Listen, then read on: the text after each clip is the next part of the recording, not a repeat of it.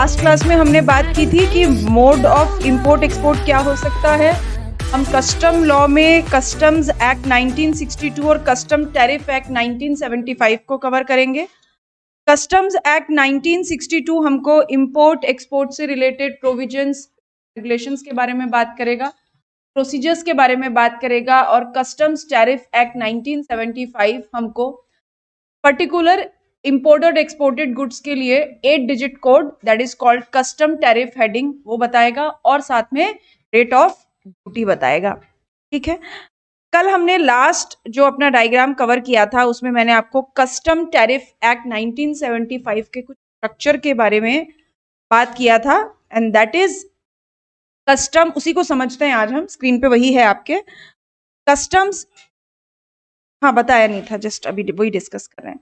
Customs tariff act 1975 दो schedules में बटा हुआ है। ठीक, there are two schedule 1 and schedule 1 जो है वो रेट ऑफ ड्यूटी बताता है ऑन गुड्स इंपोर्टेड, यानी whenever you are importing some goods और उसके बारे में अगर आपको रेट ऑफ ड्यूटी जाननी है तो फिर शेड्यूल 1 बताएगा।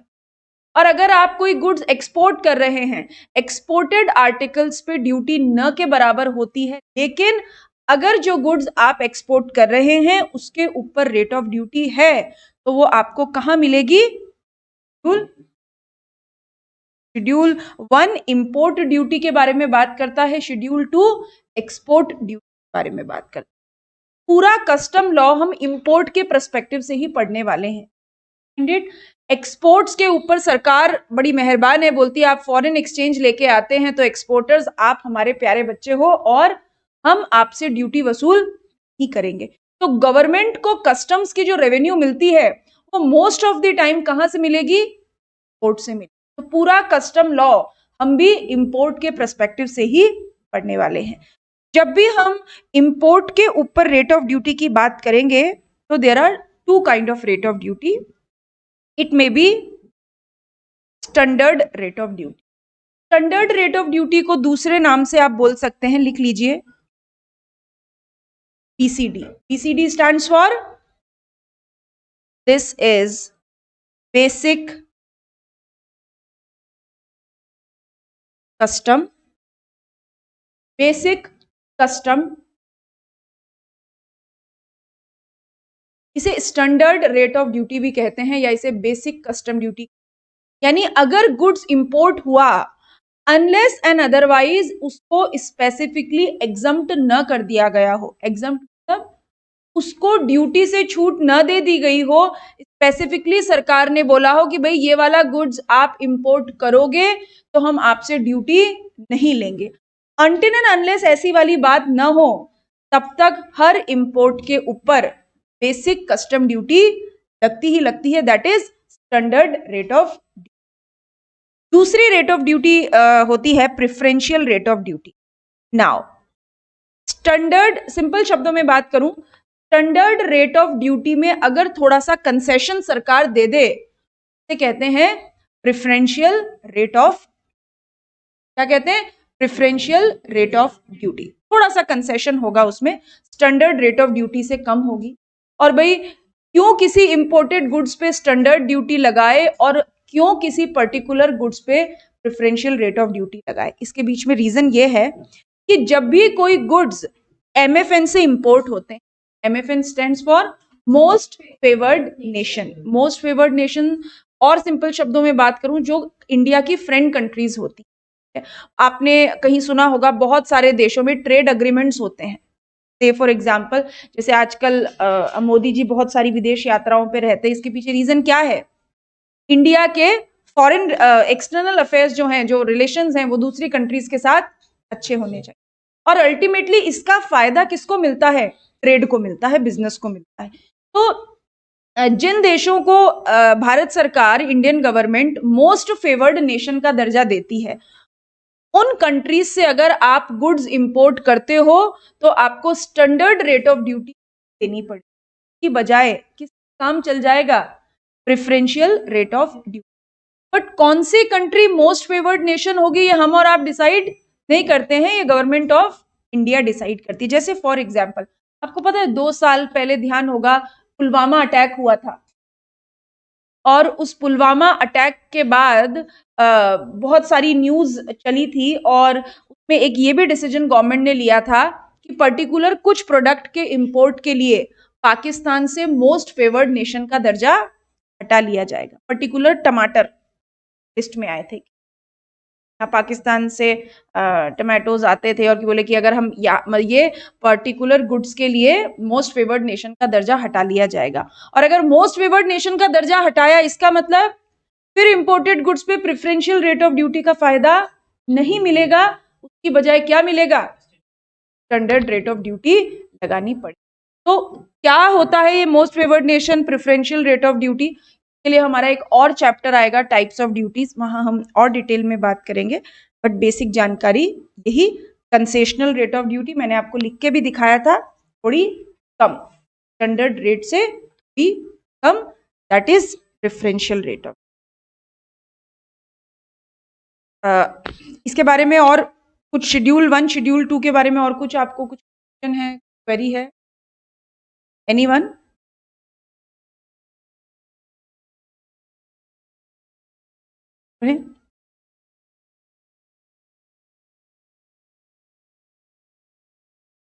नहीं, दिस इज दी, जो हमने लिखा है वो अपने आप में डिफरेंस है। Standard rate of duty which is usually charged whenever goods are imported, और preferential rate of duty when goods are imported from most favoured. और मैंने आपको बोला ये प्रेफरेंशियल रेट ऑफ ड्यूटी का टॉपिक अगेन जब आप टाइप्स ऑफ ड्यूटी वाला चैप्टर पढ़ोगे कवर होगा ना।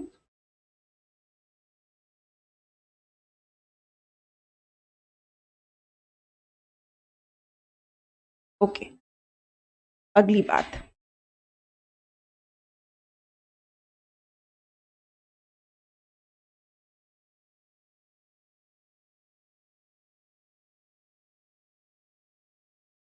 इंडिया में कस्टम लॉ के क्या ऑब्जेक्टिव्स हो सकते हैं, या कस्टम लॉ को इंप्लीमेंट करने के पीछे गवर्नमेंट का क्या मोटिव हो सकता है? एनीवन जो आपको दिमाग में क्लिक करे, क्या रीजन है कि कस्टम लॉ बनाया गया, सरकार को क्या फायदा है इससे?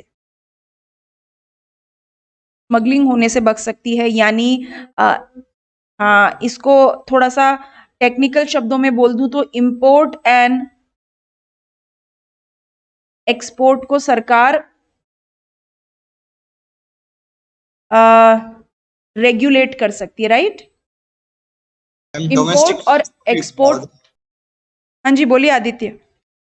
मैं बोल रहा था कि डोमेस्टिक कंपनीज को भी बढ़ावा देना हो सकता है। हाँ बिल्कुल बिल्कुल, अभी बात करते हैं इसके ऊपर भी। एक्सपोर्ट एंड इंपोर्ट को रेगुलेट, ठीक है, बंद करनी है, कर दीजिए अभी, ठीक है। इंपोर्ट एंड एक्सपोर्ट को रेगुलेट करती है सरकार, ठीक है, कस्टम लॉ से। कैसे इंपोर्ट और एक्सपोर्ट को रेगुलेट करती है? रेगुलेट करने का तरीका कि प्रोसीजर बनाएगी कि अगर आपने स्मगलिंग की, आपने प्रोहिबिटेड गुड्स को इंपोर्ट किया तो फिर जेल में डाल देंगे, कि कौन से गुड्स इंपोर्ट हो सकते हैं, कौन से गुड्स इंपोर्ट नहीं हो सकते हैं, कौन से गुड्स एक्सपोर्ट हो सकते हैं, कौन से गुड्स एक्सपोर्ट नहीं हो सकते। इन सबको सरकार क्या करती है? रेगुलेट करती है कस्टम लॉ के द्वारा। दूसरी, आपने अभी अभी आदित्य ने बोला कि डोमेस्टिक कंपनीज को प्रोटेक्शन मिलता है, कैसे? आपने सुना होगा कि अभी आत्मनिर्भर भारत, नया कैंपेन आत्मनिर्भर भारत, मेक इन इंडिया। ये आत्मनिर्भर भारत और मेक इन इंडिया के कंसेप्ट के पीछे गवर्नमेंट का क्या मोटिव है, क्या फायदा होगा इससे? यस, लोकल इंडस्ट्रीज को प्रमोशन मिलेगा और इकोनॉमी बूस्ट होती है, ठीक है। हाँ, सर्विस सेक्टर, मतलब हर तरीके इंडस्ट्री इंप्रूव होगी तो सर्विस सेक्टर इंप्रूव होगा, माइक्रो स्केल इंडस्ट्रीज मोटिवेट होंगी। जब बड़े प्रोडक्ट बनेंगे तो जो छोटे छोटे प्रोडक्ट बनाने वाली इंडस्ट्रीज हैं वो भी बूस्टअप होंगी, जीडीपी बढ़ेगा, इंपोर्ट कम करना पड़ेगा, एम्प्लॉयमेंट इंडिया में बढ़ेगा, ठीक है। और इन सब से क्या होगा? हाँ, ज्यादा एक्सपोर्ट होगा तो फॉरेन एक्सचेंज आएगी, और अगर इंपोर्ट कम होगा तो इंडिया से फॉरेन एक्सचेंज कम बाहर जाएगी। अब दिवाली के टाइम पे बोलते हैं कि चाइनीज लाइट मत यूज करो, है ना, चाइनीज दिए मत यूज करो। संक्रांति के टाइम पे बोलते हैं कि चाइनीज मांझा कम यूज करो। ऐसे बोलने से मानते हैं क्या? बैन करना पड़ता, बैन करना पड़ता है। क्या करें? बैन ऐसा कर दें कि भाई मांझा यूज ही नहीं करना है, बंद, कोई पतंग नहीं उड़ानी, पढ़ाई करो, जा मारे। ऐसा नहीं कर सकते।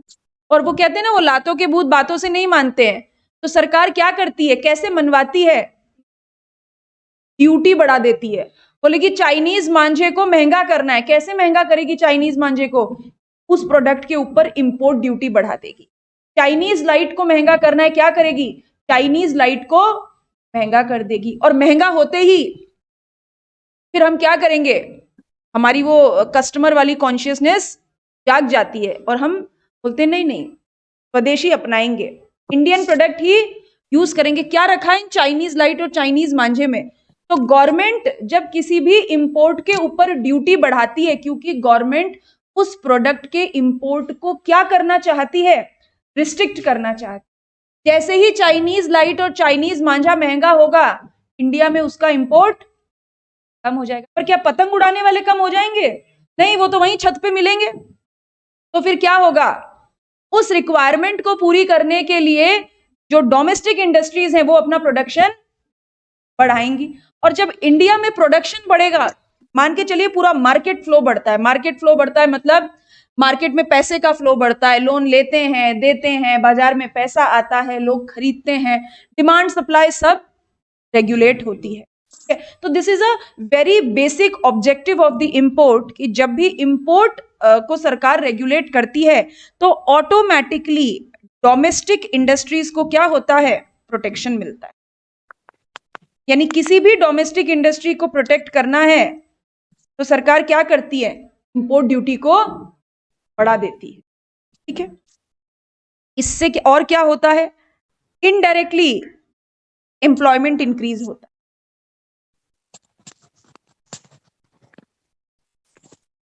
एम्प्लॉयमेंट इंक्रीज,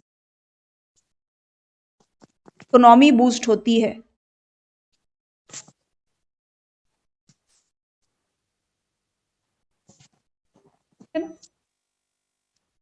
इंक्रीज होता है, एम्प्लॉयमेंट इंक्रीज होगा, इकोनॉमी बूस्ट होगी, क्योंकि जीडीपी बढ़ता है अगर इंडिया में प्रोडक्शन होगा तो।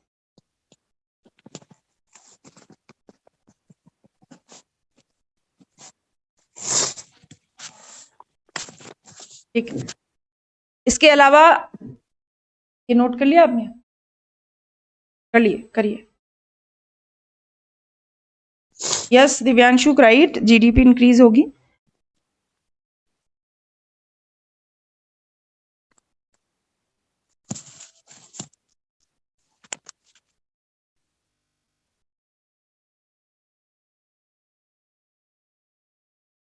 दिव्यांशु माइक ऑफ कीजिए आपका।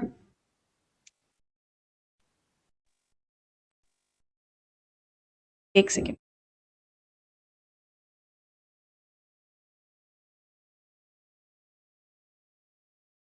ठीक, इतना लिखा। और सबसे बड़ा मुद्दा दुनिया में क्या है? अपना सपना, मनी मनी।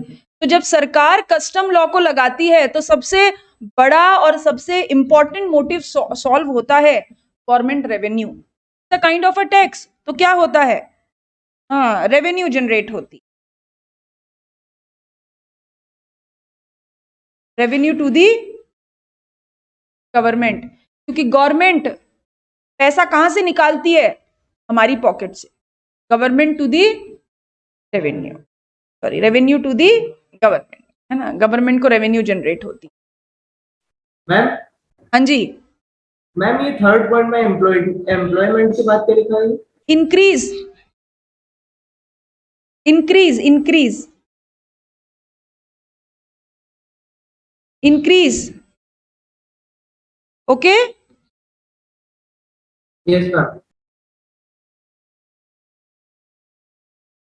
प्रदीप आप रोज होते हैं क्लास में? Yes ma'am.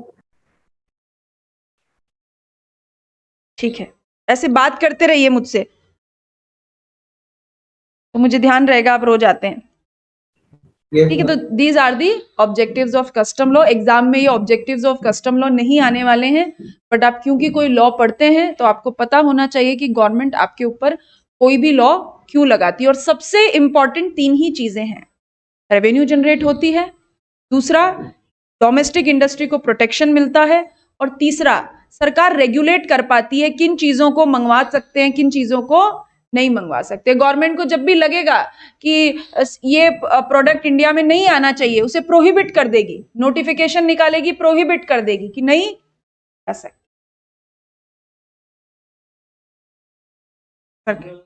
Good question. आपके सीएमए फाइनल का पार्ट होगा, 2 मिनट बता देती हूँ। एक मिनिस्ट्री ऑफ फाइनेंस सबने सुना है ना, ऐसे ही ministry of trade and commerce होता है, ministry of trade and industry होता है।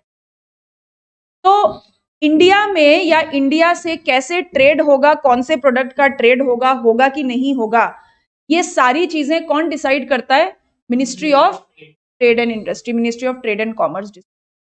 और उन चीजों को इंप्लीमेंट करने के लिए नोटिफिकेशंस कौन निकालती है? Ministry of finance.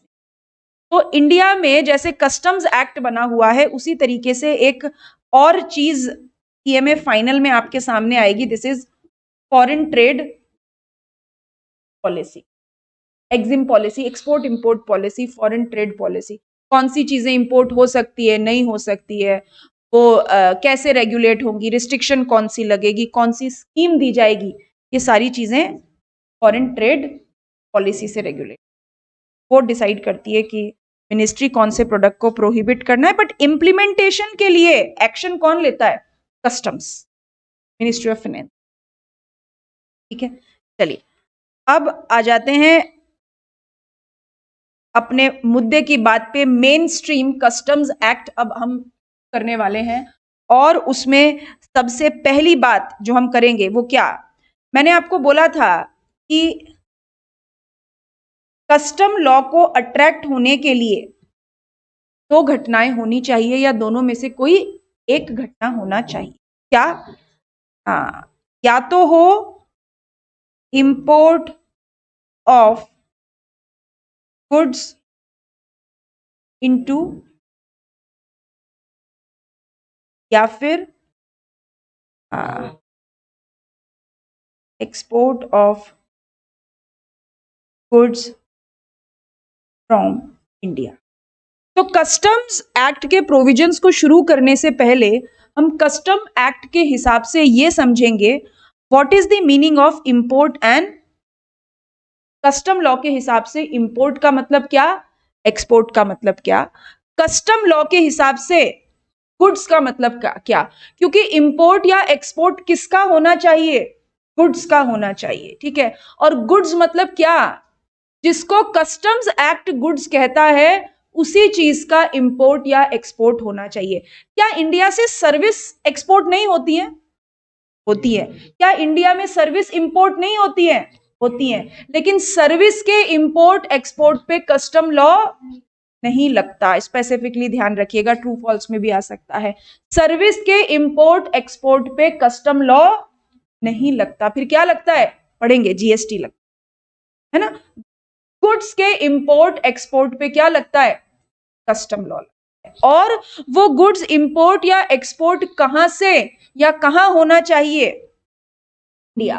तो कस्टम लॉ में इंडिया को भी स्पेसिफिकली डिफाइन किया गया है। What is the meaning of मेरा भारत महान, जो हम और आप समझते हैं वो तो है ही, उसके अलावा भी कस्टम लॉ इंडिया को एक स्पेसिफिक तरीके से डिफाइन करता है, स्पेसिफाई करता है, और वो हमको, तो यहां पे हम सबसे पहले क्या समझेंगे? इन सबका मीनिंग सबसे पहले समझेंगे। गुड्स, गुड्स का मतलब क्या होता है कस्टम लॉ के हिसाब से, what is the meaning of goods. ठीक है, तो एक बात बताइए, आपने सेल्स ऑफ गुड्स एक्ट पढ़ा है? सेल्स ऑफ गुड्स एक्ट के हिसाब से,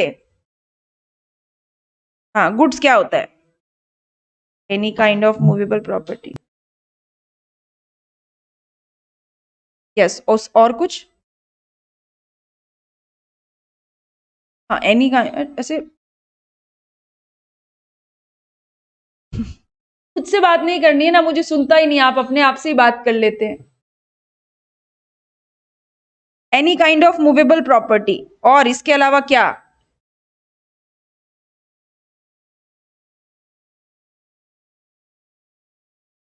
देखिए, सिंपल शब्दों में अगर हम गुड्स की बात करें तो गुड्स का मतलब क्या होता है? कोई भी ऐसी चीज जिसको उठाने के लिए हनुमान जी की हेल्प नहीं लेनी पड़े, क्योंकि अगर हनुमान जी की हेल्प लेनी पड़ेगी तो फिर वो गुड्स नहीं होगा। क्योंकि सिंपल शब्दों में गुड्स का मतलब any kind of movable property. Movable property का मतलब which is handy, which is easy to move, जिसे हम और आप इधर से उधर ले जा सके। लेकिन हम हनुमान जी नहीं है, हनुमान जी तो किसी को भी उठा सकते, वो तो इमूवेबल प्रॉपर्टी को भी उठा सकते। तो किसी भी चीज को मूव करने के लिए अगर हनुमान जी की हेल्प ना लेनी पड़े तो फिर वो क्या है? मूवेबल। मूवेबल, फिर वो क्या है? मूवेबल। और जो कोई भी मूवेबल प्रॉपर्टी है उसे क्या कहते हैं? गुड्स। ये बात हम और आप दिल से मानते हैं कि any kind of movable property को गुड्स कह सकते हैं। कस्टम लॉ भी मानता है, जैसा हम सोचते हैं वैसा ही कस्टम लॉ भी सोचता है। Any kind of movable property is a goods. लेकिन क्योंकि कस्टम है, आम बात नहीं करेगा, खास बात करेगा, इसीलिए कस्टम लॉ में गुड्स की डेफिनेशन को किस तरीके से डिफाइन किया वो बात करेंगे। देखिए, गुड्स, आपको स्क्रीन पे एक डेफिनेशन दिखेगी, दिख रही है?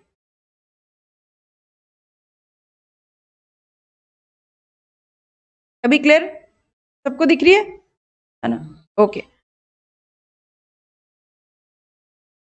गुड्स,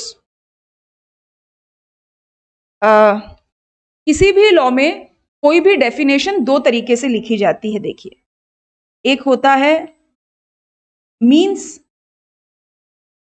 दूसरी होती है इंक्लूड्स। सुनिए ये बात आपने पहले कभी? बिकॉज आप प्रोफेशनल कोर्स कर रहे हैं तो ये एक बहुत इंपॉर्टेंट चीज है। किसी भी लॉ में, चाहे वो इनकम टैक्स हो, वो कंपनी लॉ हो, अदर लॉ हो, जीएसटी हो, कस्टम्स हो, या तो कोई भी डेफिनेशन मीन्स से शुरू होगी या कोई भी डेफिनेशन इंक्लूड्स से। आप पढ़ के देखिएगा, मिलेगा आपको कहीं ना कहीं हमेशा लिखा हुआ। क्या फर्क होता है मीन्स और इंक्लूड्स में?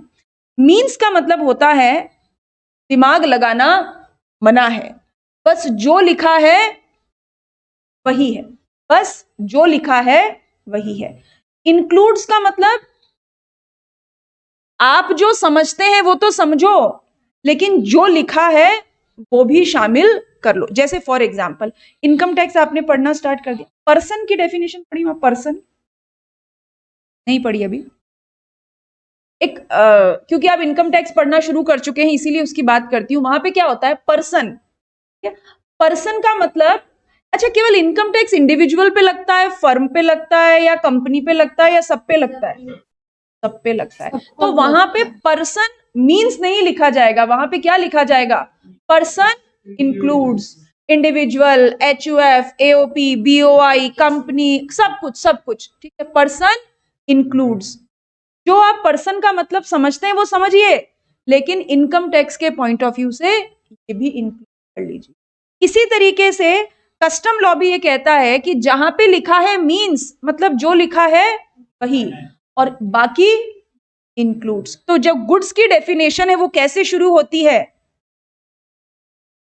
इंक्लूड्स। लिख लीजिए, इंक्लूड्स। आपके पास अभी नोट्स नहीं है, ओके, आप अब यहां पे लिख लीजिए, अपने नोटबुक में लिख लीजिए, गुड्स इंक्लूड्स। यानी गुड्स शब्द दिमाग में आते ही जो आप समझते हैं समझिए, लेकिन उसमें ये पर्टिकुलर चीजें भी शामिल करनी है।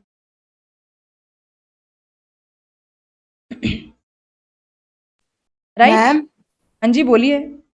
मैम अगर किसी गुड पर कस्टम लॉ लग चुका है हाँ, तो उसके बाद जीएसटी, सीजीएसटी और एसजीएसटी वापस लग सकता है?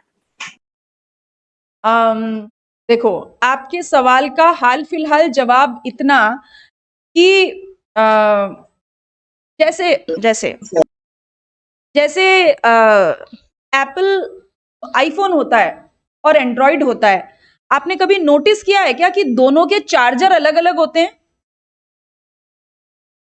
ना?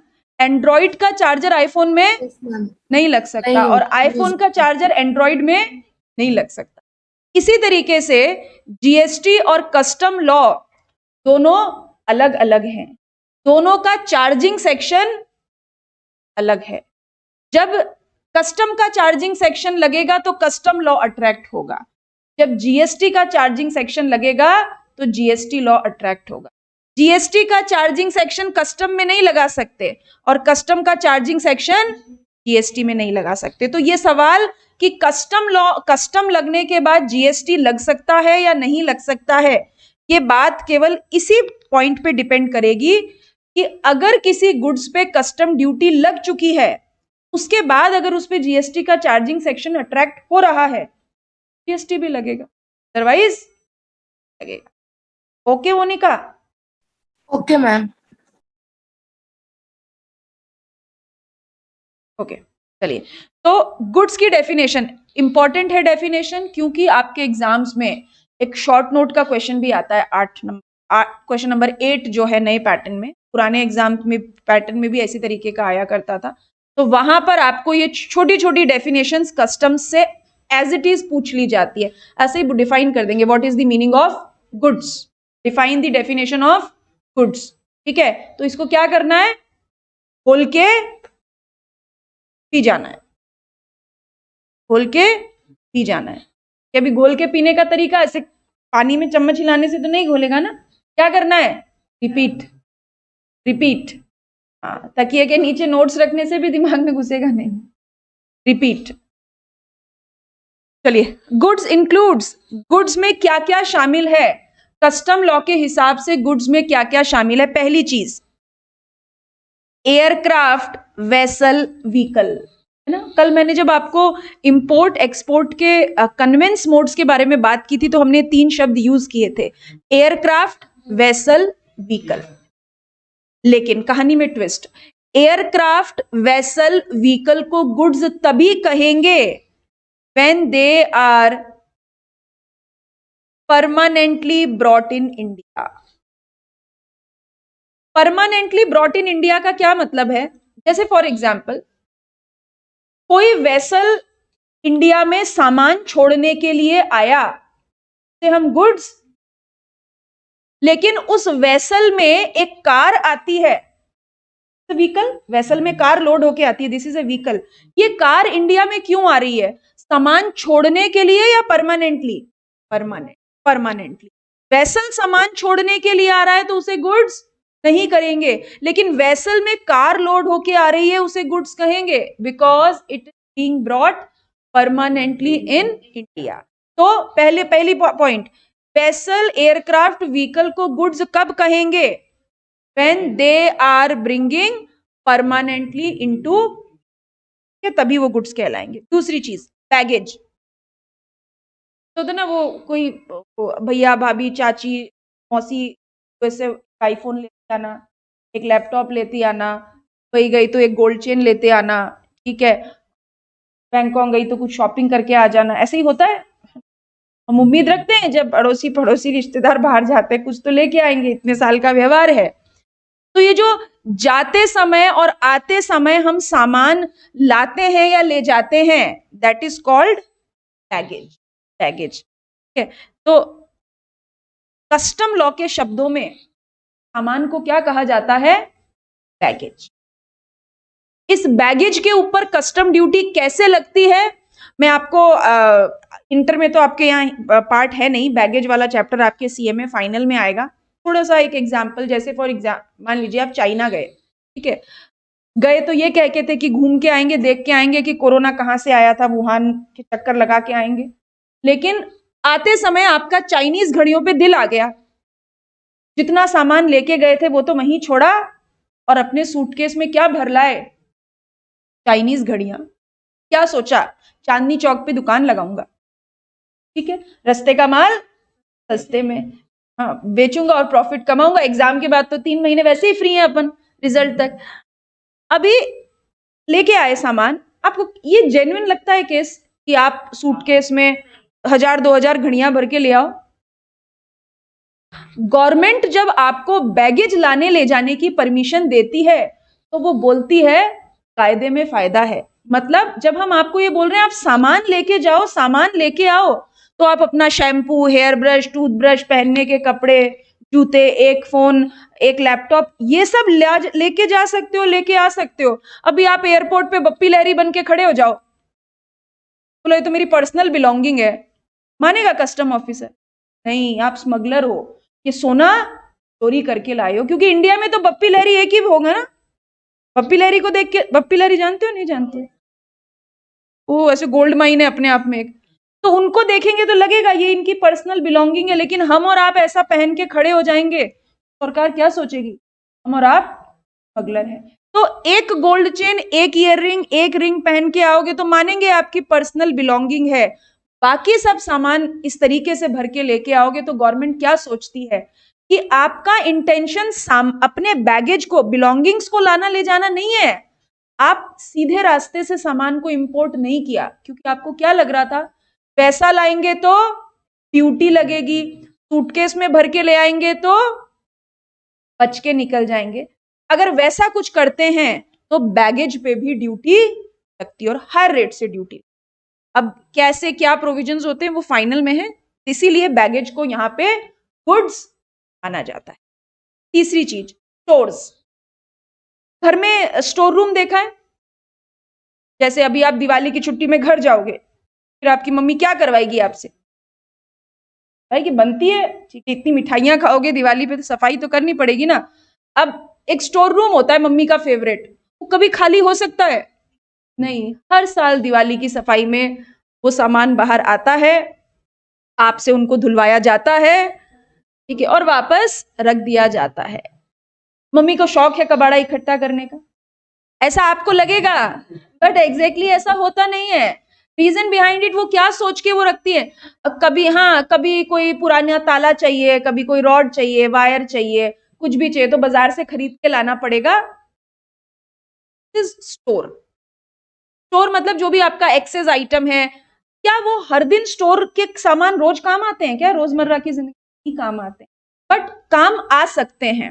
कस्टम लॉ में भी ऐसा ही चीज को स्टोर कहा जाता है। यानी जब भी कोई वेसल या एयरक्राफ्ट इंडिया से बाहर जा रहा है या आ रहा है तो वेसल एयरक्राफ्ट में स्टोर आइटम्स रखे जाते हैं, वेदर फॉर फिटिंग और नॉट। मतलब हो सकता है जहाज पानी के बीच में खराब हो जाए तो काम आ जाएंगे, और नहीं खराब हुआ तो दिस इज स्टोर। ठीक है, last one, currency and negotiable instruments. जब इंडिया से बाहर जा रहे हैं, ठीक है, दुबई जा रहे हैं, दुबई की करेंसी पता है किसी को? दिरहम। वहां पे दिरहम ही चाहिए या डॉलर ही चाहिए? आप अपना 2000 रुपए का नोट लेके ऐसे एयरपोर्ट पे घूमोगे तो टैक्सी वाला टैक्सी में नहीं बिठाएगा। तो जब भी इंडिया से बाहर जाते हैं एक लिमिटेड अमाउंट में आप फॉरेन करेंसी लेके जा सकते हो, जब वापस आते हो तो ये फॉरेन करेंसी लेके आ सकते हो। वो भी कस्टम की भाषा में गुड्स है, पर उसके ऊपर फेमा के प्रोविजंस लगते, that is called foreign exchange management act. इस करेंसी नेगोशिएबल इंस्ट्रूमेंट के ऊपर क्या फेमा के प्रोविजंस हैं, ये कस्टम लॉ का हिस्सा नहीं है। फिर कैसे पता लगेगा? जब सीएमए फाइनल में जाओगे तो फेमा लॉ पढ़ने को मिलेगा। पांचवा, any kind of movable property. जो भी तरीके की मूवेबल प्रॉपर्टी है सब गुड्स है। तो अगर गुड्स की डेफिनेशन आई तो गुड्स इंक्लूड्स, पहला एयरक्राफ्ट, व्हीकल, वेसल, दूसरा बैगेज, तीसरा स्टोर्स, चौथा करेंसी एंड नेगोशिएबल इंस्ट्रूमेंट, पांचवा any kind of movable property. इनमें से कोई, अभी क्या हो सकता है, एमसीक्यू में आ सकता है कि 4 ऑप्शन दे देंगे, इसमें से बताओ गुड्स कौन सा है, या ऐसा बोल देंगे इसमें से, जैसे 4 ऑप्शन आ गए गुड्स, ठीक है, पहला ऑप्शन है बैगेज, दूसरा स्टोर्स, तीसरा करेंसी एंड नेगोशिएबल इंस्ट्रूमेंट, चौथा ऑप्शन है एक्शनेबल क्लेम। और क्वेश्चन है बताओ इसमें से कौन सा गुड्स नहीं है, क्लेम। ठीक है, तो इस पर्सपेक्टिव से भी चीजों को ध्यान रखना है क्योंकि वो objective part most scoring part है। यहां पर केवल ऐसे बस टिक करना है और एक नंबर पॉकेट में। ठीक है, तो this is the goods. Okay, इसके नीचे एक लाइन डायग्राम बना हुआ है, just have a read, have a look of it. Vehicle, vessel, aircraft. Embarking मतलब चढ़ना उतरना।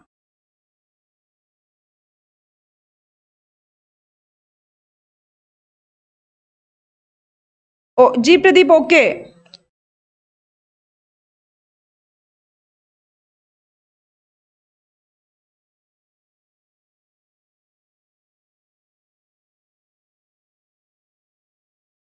मतलब ऐसा ऐसा मान के चलिए, हम बोलते हैं कि गुड्स हम उसे कहेंगे which is permanently brought in India. मतलब जैसे आपने आईफोन मंगाया, ठीक है, या आपने कोई रॉ मटेरियल मंगाया, आप चाहे उसे पर्सनल यूज के लिए मंगवा रहे हो या बिजनेस यूज के लिए मंगवा रहे हो, बस मंगवा रहे हो। इंडिया की टेरिटरी क्रॉस करके अगर वो इंडिया के अंदर आ गया, गुड्स वापस जाने के लिए नहीं आया है, आने के लिए आया है। कोई और कुछ डाउट? हाँ ठीक है, एक ये स्टोर की डेफिनेशन है, इसे हम खत्म करेंगे। टू सबसेक्शन 38 स्टोर, है ना। अभी हमने एक स्टोर पढ़ा। वेदर वी कैन वी से store is a goods? True. क्या हम स्टोर को गुड्स कह सकते हैं? कह सकते हैं। ठीक है, whether definition of goods includes stores? Yes. ठीक है, अब आप देखिए, स्टोर मीन्स, यहां पे डेफिनेशन कैसे शुरू हो रही है? मीन्स, यानी जब भी स्टोर शब्द यूज होगा कस्टम में, बस इसका मतलब यही, इसके अलावा और कुछ नहीं। दिमाग लगाना मना है। ठीक, store means goods for use in vessel और एयरक्राफ्ट। जब भी कोई वेसल इंडिया से जाता है या वेसल इंडिया में आ रहा है, तो जो भी सामान वेसल एयरक्राफ्ट में पड़ा होता है कि हो सकता है यूज आ जाए, जैसे कार में स्टेपनी होती, whether for use whether not for use, हो सकता है काम आ जाए, हो सकता है ना आए। वहां पे पड़ा हुआ टूल किट शायद काम आ जाए, शायद ना आए। एंड इट इंक्लूड्स, इसके अलावा स्टोर्स में क्या शामिल है? Fuel and spare parts. Extra fuel होगा या नहीं होगा? समुद्र के बीच में जहाज में फ्यूल खत्म हो गया, क्या करेंगे? हम वहां से यूज करेंगे, नहीं तो फिर भगवान को याद करना पड़ेगा। तो fuel, spare parts and other article of नहीं है, और है, अदर आर्टिकल और इक्विपमेंट्स वेदर और नॉट फॉर इमीडिएट, चाहे वो काम आए या ना आए, लेकिन एक्स्ट्रा में हमें ये सब सामान वेसल एयरक्राफ्ट में रखना पड़ता है। That is called stores.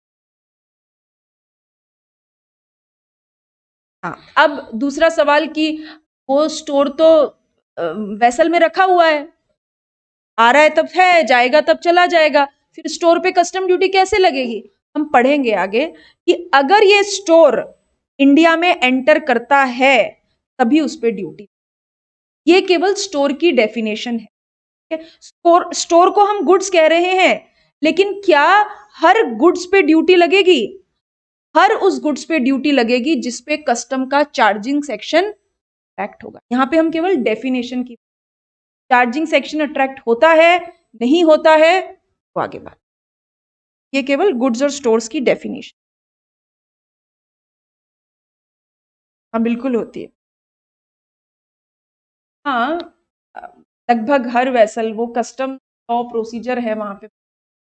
जब भी वेसल पोर्ट पे आएगा, कस्टम ऑफिसर्स होते हैं वहां पे चेकिंग के लिए, इंस्पेक्शन के लिए, वेरिफिकेशन के लिए। ठीक है, ओके दिव्यांशु, इसके अलावा किसी को कोई डाउट? नहीं, ओके। तो जब तक आपके पास पीडीएफ आएगा, आप ये डेफिनेशन नोट कर लेना। ऐसा लिख दूं? अब वो ग्रुप में तो सेंड कर देंगे। हाथ चलाओ थोड़ा। हाँ बस ठीक है, गुड। चलिए बस आज के लिए इतना ही।